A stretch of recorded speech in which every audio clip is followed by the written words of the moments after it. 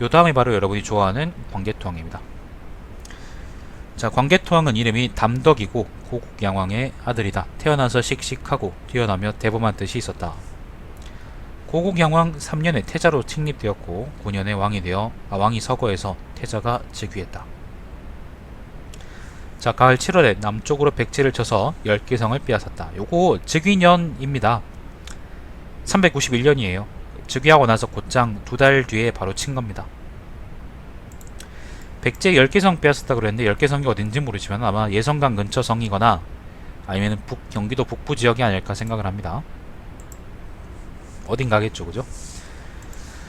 자, 9월에 북쪽으로 거란을 정벌하고 남녀 500명을 포로로 잡았으며 또 본국이 빼앗겼던 백성 1만 명을 불러서 타일러 이끌고 돌아왔다.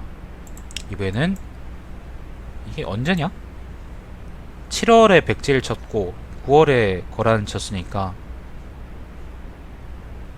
2달 만이네. 2달 만에 또 저 북쪽까지 와가지고 어딘지 모르겠지만은 아무튼 거란 놈들을 쳤답니다. 자, 겨울 10월에 백제 관미성을 공격해서 한 달 뒤입니다. 이건 또 관미성을 공격해서 함락시켰다. 관미성은요 어딘지는 의견이 좀 있지만은 예성강 하구에 있는 여기 잠깐만요.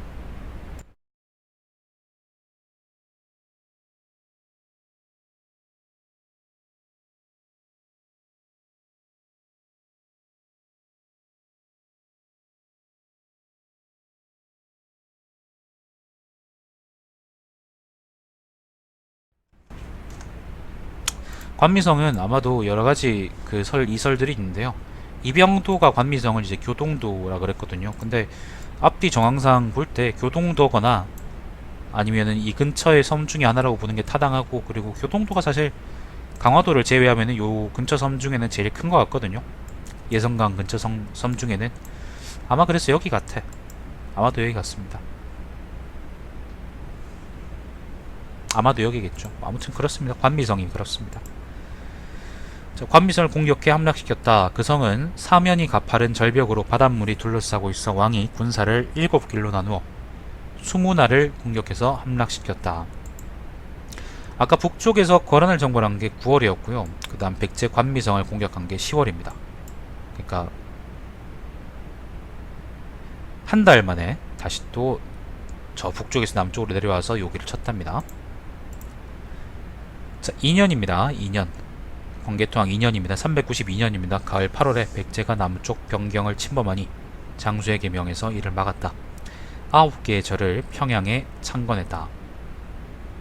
이것도 아마 예성강 부근이겠죠. 3년입니다. 393년입니다. 가을 7월에 백제가 침략해오니 왕이 정예기병 5,000명을 거느리고 맞받아쳐서 이를 패배시켰다. 나머지 적들은 밤에 달아났다. 자, 8월에 나라 남쪽에 7성을 쌓아 백제의 침략에 대비했다.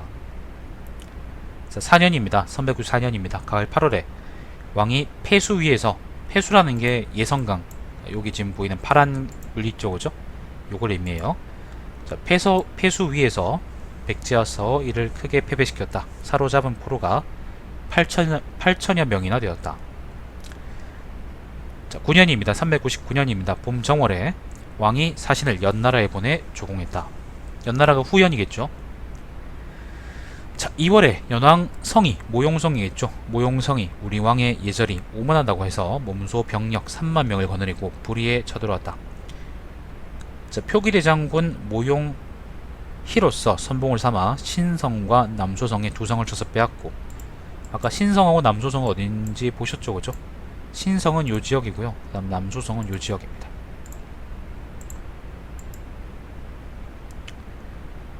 자, 땅을 700여 리를 넓히고 5천여 호를 옮겨서 돌아갔다. 자, 후연히 고구려의 뒤통수를 쳤습니다. 요 지역을 빼앗았죠, 그죠? 자, 11년입니다. 아까 그게 언제냐면 9년입니다. 9년. 2년 뒤입니다. 2년 뒤. 11년입니다. 401년입니다. 왕이 병력을 보내 숙군성을 공격하니 연나라의 평주자사 모용휘가 성을 버리고 도망쳤다. 숙군성은 어디냐면은 요 지역이에요. 아까 신성하고 그 다음에 어디입니까? 신성하고 그 다음에 어디에요? 어느 성이냐 이거? 남수성을 빼앗았다 그랬죠. 빼앗겼다 그랬죠. 그죠? 요 이후에 아마 요 지역을 탈환한 것 같고, 이번에는 고구려가 여기 숙군성을 빼앗았답니다. 숙군성이면 요소로 들어간 입구예요. 요 지역이 요소거든요. 여기가 요동이고, 요소로 들어간 입구라고 생각하시면 되겠습니다. 그리고 연나라의 수도가 어디냐면 바로 여기 있는 용성입니다. 용성 코앞까지 들어간 거예요. 자, 13년입니다. 403년 겨울 11월에 군대를 내어 연나라를 침략했다. 자, 14년입니다. 404년입니다. 봄 정월에 연왕 모용희가 요동성을 공격해왔다. 요동은 여기죠. 요 지역입니다. 요양, 지금의 요양입니다. 요양. 성이 함락되려 하는데 모용희가 장수와 병사들에게 명하기를 먼저 오르지 마라. 성이 평정되기를 기다려 내가 황후와 더불어 수를 타고 들어갈 것이다 라고 했다. 이로 말미암아 성 안에서 황비를 어미할 수 있게 되어 마침내 이기지 못하고 돌아왔다. 모용희 등신. 15년입니다. 가을 7월에 풀무치와 가뭄이 있었다. 자, 겨울 12월입니다. 연왕 모용희가 거란을 불의에 쳐들어왔다. 거란에 형북에 이르러 거란의 무리가 많은 것을 두려워해서 돌아가고자 했다. 형북이라는 거는요, 냉산의 북쪽인데, 냉산이라는 게 농안에 있었대요. 여기 농안의 북쪽이라 그랬으니까 아마 이 근처대 아닐까? 아무튼 그래서 후연이 이제 거란을 친 곳이 바로 여 근처, 지금의 이제 장춘 저 북쪽이라고 생각하시면 되겠는데, 여기 갔다가 거란 놈들이 많으니까 무서워가지고 돌아가려 했다는 겁니다. 자, 드디어 군수품을 버리고 병사들을 가볍게 해서 우리를 습격해왔다. 연나라의 군대가 3천여리를 행군해서 병사와 말이 지치고 얼어서 죽은 자가 길에 이어졌다. 우리의 목조성을 공격했으나 이기지 못하고 돌아갔다. 형북까지 갔다가 후연 놈들이 여기 있죠, 그죠? 여기서 요까지 갔다가 여기서 거란 놈들을 못 이기고, 그러니까 거란 놈들이 무서워서 다시 여기서 내려와서 목조성을 쳤다 그러는데, 목조성이 어디냐면 여기입니다. 여기 요 지역을 목조성이라고 추정하거든요. 여기가 이제 오룡산성인데, 여기서 이까지 또 내려와서 여기를 쳤는데 이걸 못 이겼다는 거예요. 모용희가 황제에 오르고 나서, 후연의 왕인가? 아무튼 왕에 오르고 나서 연나라군의 기동이 되게 질이 멸렬해집니다. 보시면 아십니다. 되게 이상하게 지금 돌아가요. 자, 16년입니다. 봄 2월에 궁궐을 증축하고 수리했다. 17년입니다. 407년입니다. 봄 3월에 사신을 북연에 보내 종족으로서 예를 베푸니 북연의 왕인 운이 시여사 이발을 보내 담례했다. 운의 할아버지인 고환은 고구려에서 갈라져 나가는 무리로 스스로 말하기를 고양씨의 먼 후손이라고 했던 까닭에 고로서 성씨를 삼았다. 모용보가 태자가 되자 운이 무예로서 동궁, 그러니까 태자를 시위했는데, 모용보가 그를 아들로 삼고 모용씨의 성을 내렸다.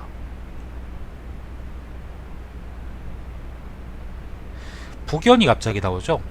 후연이 망하고 나서요, 요 지역에 이제 후연이 망하고 나서 요 지역에 맨날 이제 북연이라는 나라가 들어오셨는데, 북연에 초대왕인 운이란 사람이, 모용운이란 사람이 바로 이제 원래 고씨였다. 그렇게 해서 고구려와 같은 종족이다라고 얘기를 하는 겁니다. 그래서 북연하고 고구려 사이 관계는 그렇게 나쁘지 않았어요. 그 점을 참고하시면 됩니다. 그래서 이제 위에 보면은 같은 종족이다 그런 말이 나오는 거예요. 자, 18년입니다. 408년입니다. 여름 4월에 왕자 거련을 세워 태자로 삼았다. 거련이 바로 장수왕입니다.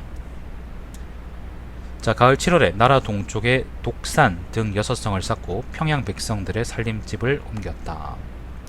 독산은 어딘지 모르는데 나라 동쪽이니까 아마 이 근처 지역 아닐까? 부곡조 지역 아닐까 생각을 합니다. 자, 8월에 왕이 남쪽 지방을 돌아보았다. 22년입니다. 자, 412년입니다. 겨울 10월에 왕이 서거하니 이름을 광개토왕이라고 했다. 자, 광개토왕 때는 그래서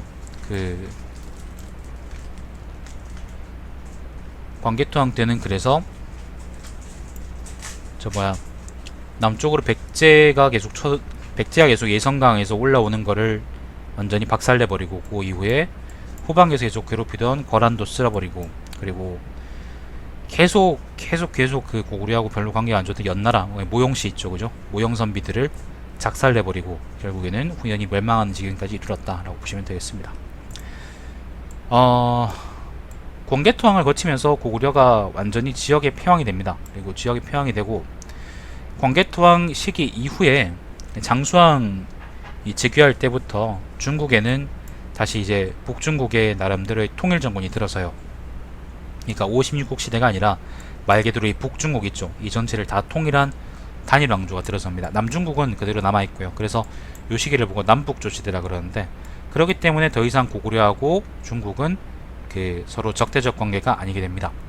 왜냐하면 북중국 입장에서도, 북중국을 통일한 북유의 입장에서도 고구려가 자기 뒤를 치면 골치 아프고요. 마찬가지로 고구려 입장에서도 괜히 얘들이 자기들한테 쳐들어오면 힘들거든요.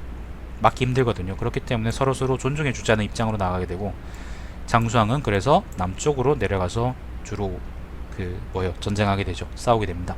이따 이후에 보시면 그대로 나올 겁니다.